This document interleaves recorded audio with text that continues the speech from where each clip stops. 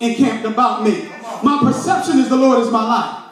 My perception is the Lord is the strength of my life. My perception is, do you have me?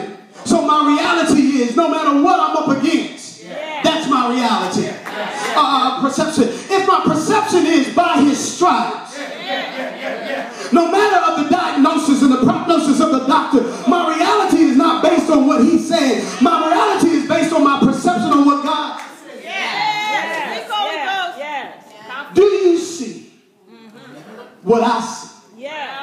Let me ask this natural question, because I want to take this spiritual word and mess with your natural mind so you can make a shift. Let me ask you, because the district is represented of churches in different locations. So I want you to know, I want to ask this question. How do you see Chester? How do you see Norristown?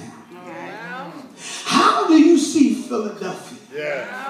How do you see Downingtown? Do you see what I see? Pay attention, pay attention. It was 12 spies, leaders, who were told what to look for, told what to expect, and instructed to bring back evidence of what God said was in their destiny. Now, they all agreed that there was milk and honey in the land. And even these large grapes are proof that the land is good. The Bible says they carried back evidence. They carried back fruit. They carried back fruit. They carried back these grapes. And these grapes were so large that it took 2 men to carry it. My problem here, Minister Pat, is how come they didn't have a lot of grapes? How come only 2? What makes me believe is that only Caleb and Joshua had the courage to carry some grapes, because how they saw the land, the rest of them jokers didn't want to touch the evidence, because they saw what they saw in that land a different way. Look at your neighbor and say, why ain't you bringing no evidence? Come on. Why aren't you bringing no evidence? Why ain't you carrying no grapes? Why ain't you hooking up with anybody? Only 2 of them brought grapes out. Only 2 of them brought grapes out, and it tells me because of their perception of the land. What is different is how they saw the challenge. We sing, we shout, we dance, we know there's an anointing. We get in easy.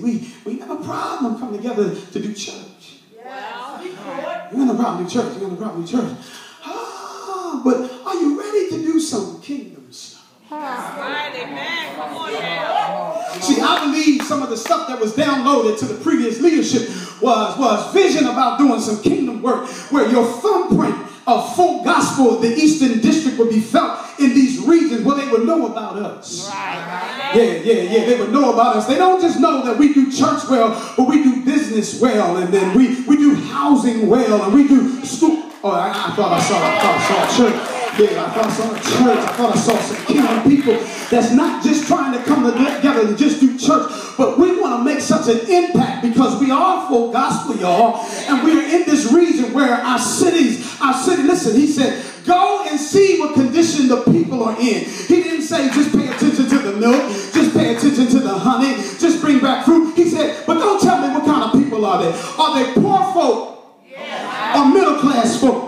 In other words, we need to know what kind of work we're going to have on our hands. Whether or not we got to bring the poor people up, or whether or not we got to give encouragement to the suburban people. In other words, the soul, their resources to help some. Y'all here. Go find out what kind of work is in the land. Not only if they're poor, but even find out how they live. Are they living in tents? Are they living in the ghetto? Or are they living in middle class housing? If they're in tents, or if they're in strongholds. In other words, go and find out what kind of work do we have to face. Go find out if the land is lean or fat. Go and find out if it's a thriving